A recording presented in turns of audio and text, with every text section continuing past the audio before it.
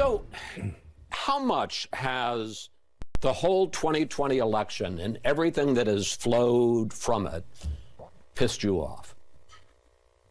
Oh, I mean, you can't go a day without thinking about what he's done to this country, because he's such a little baby that he's thrown 250 years of democracy out the window by not accepting the results of an. I mean, it's so crazy. He's such a sociopath. He's so insane. He just couldn't admit to losing. And we know he lost. He knows he lost.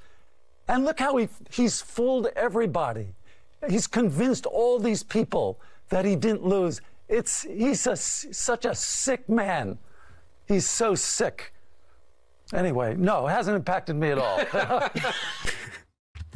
So Larry David doesn't like him, and he doesn't seem to like him for a bunch of reasons, but it seems one of the ones he focuses on here is the fact that Donald Trump rejected the results of the 2020 election.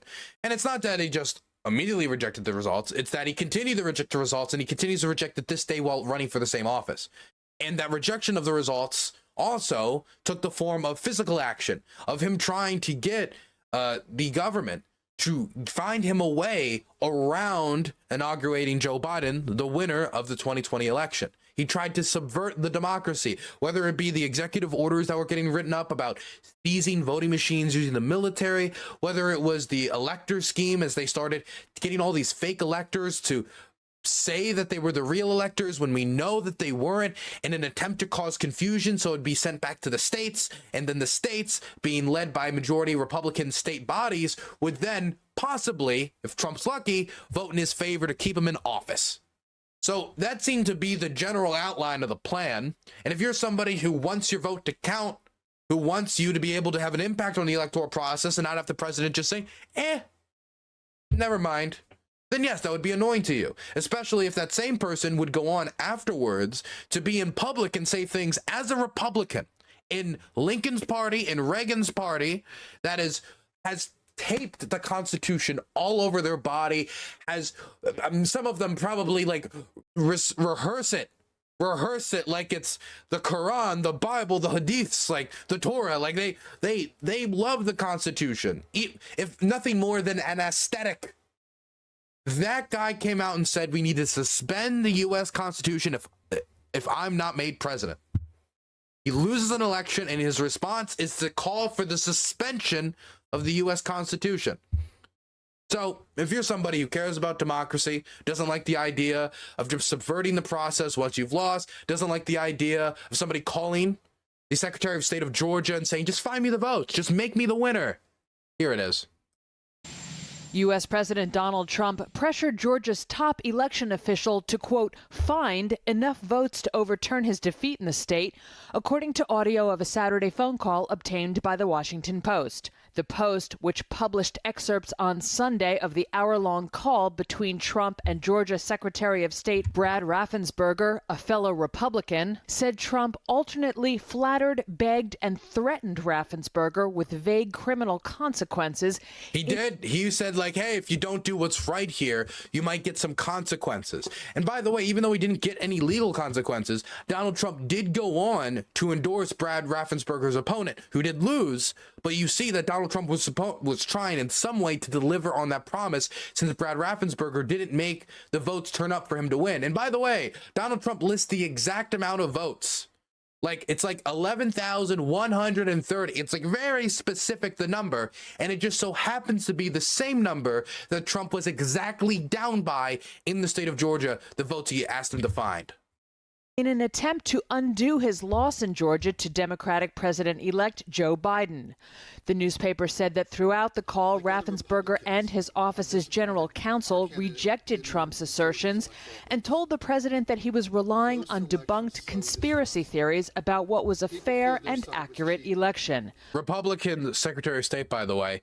Anyway, Larry David doesn't like this. I'm of the same opinion. Charlie Kirk came out and started going after Larry David. And I'm used to, like, you know, a celebrity comes out, endorses something liberal, conservatives like, these celebrities, repeat. We've seen this before. We've seen this cycle before, again. And I expected that. I expected like, oh, he doesn't like Trump. Well, of course he doesn't like Trump. And then all the scripting factors I threw out there. But this is different because Charlie Kirk starts to go after Larry David's body of work as a comedian. Like he's trying to say Larry David isn't funny. While he's Larry fucking David, man. Listen to this. Man, he's really lost his fastball. That's Larry David, who used to be a really funny guy. People would ask, Charlie, do you watch Curb Your Enthusiasm? I never liked Larry David. He is not the brains of the operation of Seinfeld. It was obviously Jerry or somebody else. He's a baby.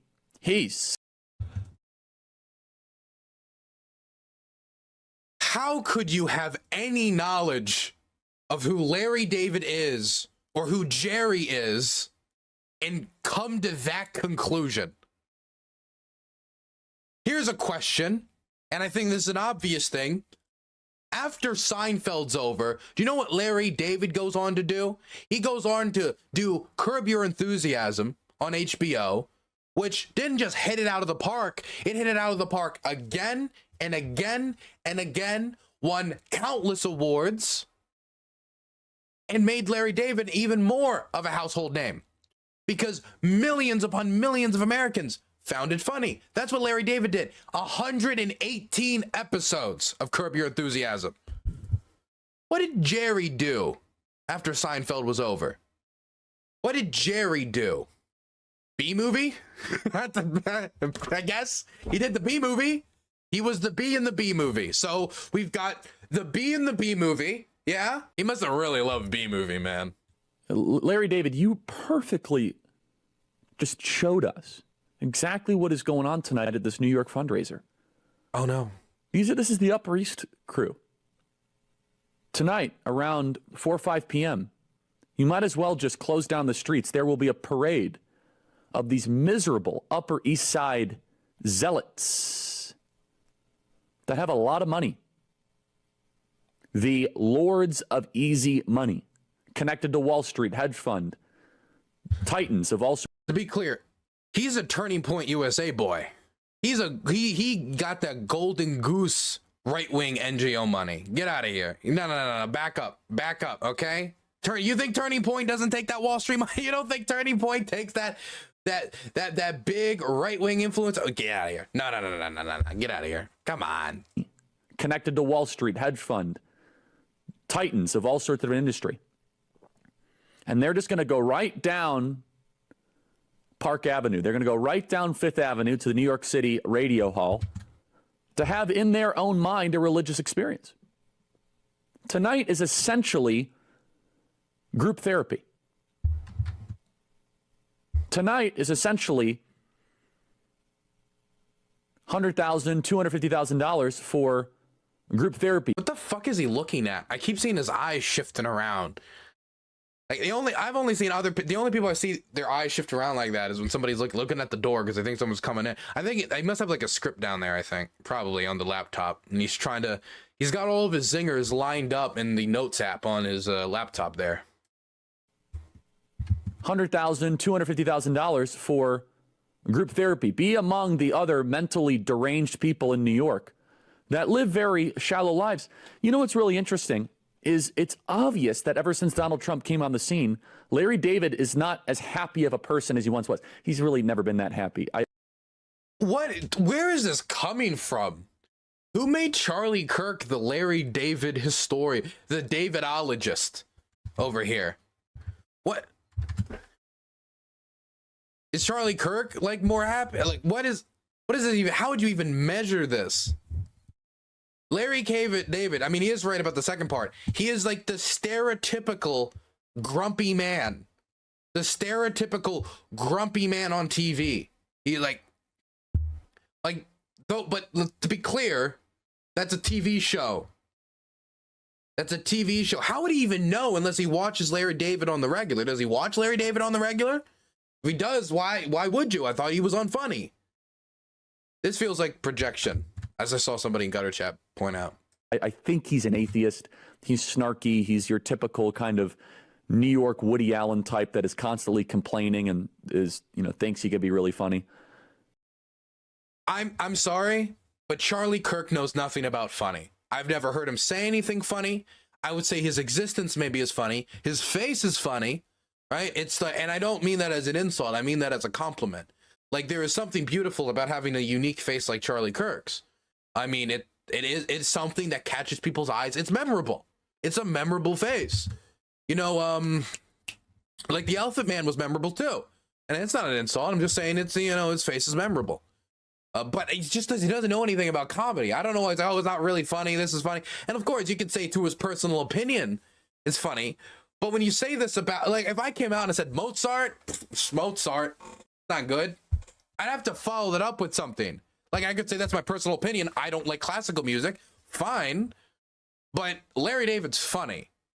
He's gotten the awards for being funny. He keeps getting renewed for being funny. He's recognized by most Americans for being funny. He's at least funny to a certain respect. Maybe he doesn't appreciate that respect. Maybe that type of humor doesn't appeal to him. He's funny. He's a funny guy. Funny. By the way, that clip, he's a baby. He's sick. He's sick. Use some different words, man. You wrote Seinfeld. He's a TV interview about the news. Does he have to come out there with, yeah, no, Donald Trump is, and like zinger after zinger after zinger? It wasn't supposed to be funny. It was just him saying, yeah, I don't like him. I don't think he respects our democracy. He was angry. He doesn't like Trump. He didn't want to express a zinger. He wanted to express his disgust. He's not just there to dance for you like a monkey. Celebrities can have opinions too.